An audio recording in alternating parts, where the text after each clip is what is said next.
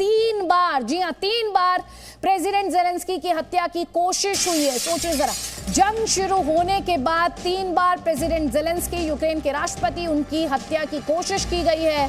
यह अमेरिकी मीडिया की तरफ से दावा किया जा रहा है। एक बार फिर से आपके सामने दोहराते हुए और आपको याद दिलाते हुए, प्रेसिडेंट ज़ेलेंस्की उन्होंने साफ कर दिया था जब अमेरिका द्वारा उन्हें प्रस्ताव दिया गया था कि वो सेफली इवैक्यूएट कर लिए जाएंगे, तो प्रेसिडेंट ज़ेलेंस्की ने कहा था मुझे राइड नहीं, मुझे हथियार चाहिए, मुझे टैंक्स चाहिए। ज़ेलेंस्की द्वारा यह भी साफ किया गया था कि वो रशिया के टारगेट नंबर 1 है, उनकी फैमिली टारगेट नंबर 2 है। और इस सब के दौरान, इस सब के बीच आप देख रहे हैं कि कैसे जंग शुरू होने के बाद अमेरिकी मीडिया का दावा है, अमेरिकी मीडिया ये दावा कर रहा है कि जंग शुरू होने के बाद 3 बार प्रेसिडेंट ज़ेलेंस्की के असैसिनेशन की कोशिश की गई है, उन्हें टारगेट करने की कोशिश की गई है। बड़ी खबर, यूक्रेन के राष्ट्रपति पर 3 बार उनको मारने की कोशिश की गई है, ये अमेरिकी मीडिया दावा कर रहा है। लड़ाई शुरू होने के बीते 8 दिनों की और आज 9th डे है, इस दौरान 3 बार कोशिश की गई है प्रेसिडेंट ज़ेलेंस्की को असैसिनेट करने की। इसे ऐसे भी आप समझ सकते हैं कि रशिया के राष्ट्रपति बार बार ये बात कहते रहे।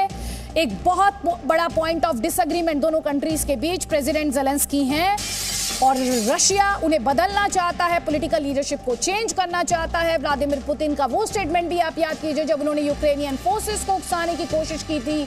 उन्होंने कहा था कि यूक्रेन की जो मिलिट्री है कंट्रोल अपने हाथ में ले ले, पॉलिटिकल लीडरशिप को साइडलाइन कर दे। और इसके अलावा इस तरह की भी खबरें आई कि कुछ चेचल लड़ाके जो थे वो भी भेजे गए यूक्रेन में। दावा किया गया इस तरह का कि प्रेसिडेंट ज़ेलेंस्की को असैसिनेट करने की कोशिश, ये साजिश, और उसके तहत अमेरिकी मीडिया ये कह रहा है इस साजिश को 3 बार अंजाम तक पहुंचाने की कोशिश की गई है जब से लड़ाई शुरू हुई है। लड़ाई का आज 9वां दिन है और प्रेसिडेंट ज़ेलेंस्की खुद इस बात को कहते हैं कि वो टारगेट नंबर 1 और उनकी फैमिली टारगेट नंबर 2 है।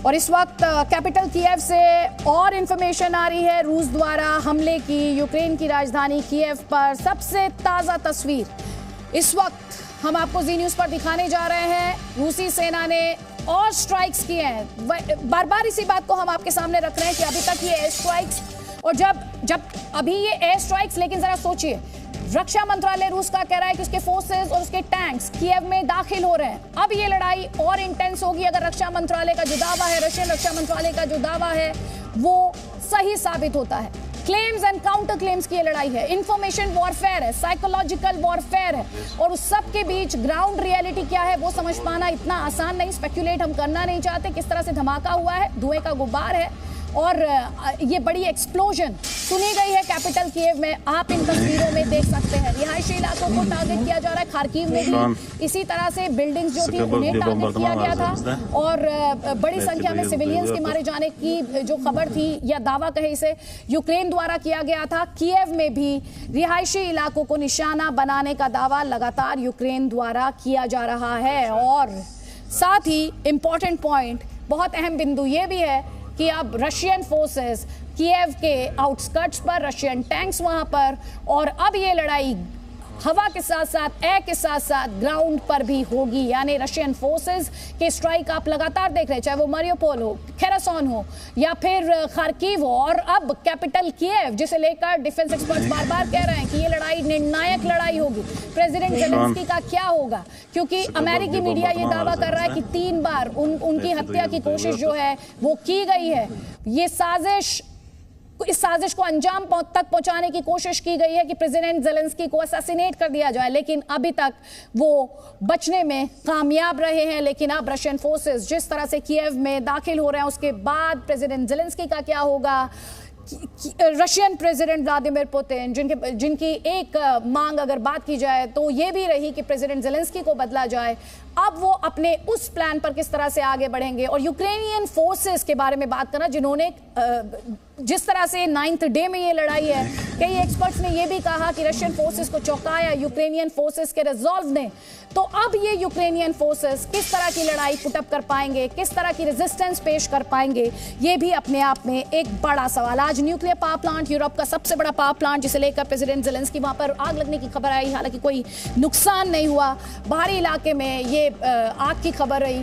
प्रेसिडेंट ज़ेलेंस्की ने कहा अगर इस न्यूक्लियर पावर प्लांट में ब्लास्ट हुआ तो पूरा का पूरा यूरोप तबाह हो जाएगा। पूरी दुनिया में अफरा तफरी का माहौल था, स्टेटमेंट्स आने लगे और ये सवाल पूछा जाने लगा कि क्या ये रूस द्वारा बौखलाहट में उठाया गया कदम है या फिर ये एक प्रेशर टैक्टिक का हिस्सा है। तो आज अगर रूस यूक्रेन युद्ध की बात की जाए तो एक तरफ ये न्यूक्लियर पावर प्लांट में आग और दूसरी तरफ जिस पर काबू पा लिया गया और नुकसान की कोई खबर नहीं।